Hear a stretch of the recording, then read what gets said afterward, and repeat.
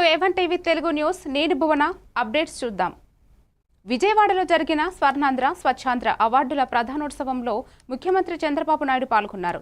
స్వచ్ఛాంధ్ర లక్ష్యాల్లో ఉత్తమ పనితీరు చూపిన వ్యక్తులు, సంస్థలు, ప్రభుత్వ శాఖలకు అవార్డులు ప్రదానం చేయడం జరిగింది.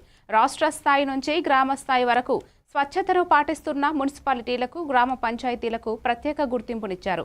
21 కేటగిరీలలో రాష్ట్ర స్థాయిలో 69 అవార్డులు, జిల్లా స్థాయిలో 1257 అవార్డులు విజేతలకు అందజేయబడ్డాయి. దయచేసి అవార్డీస్ అందరినీ మన గ్రూప్ ఫోటో ఏరియా దగ్గర అసెంబ్ల్ అవ్వాల్సిందిగా రిక్వెస్ట్ చేస్తున్నాను.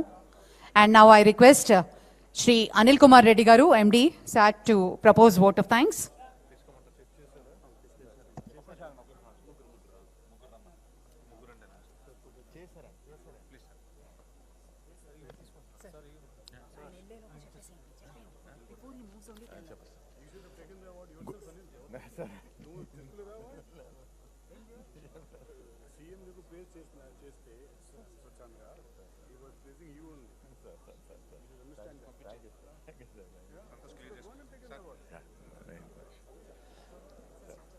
Good evening to all of you.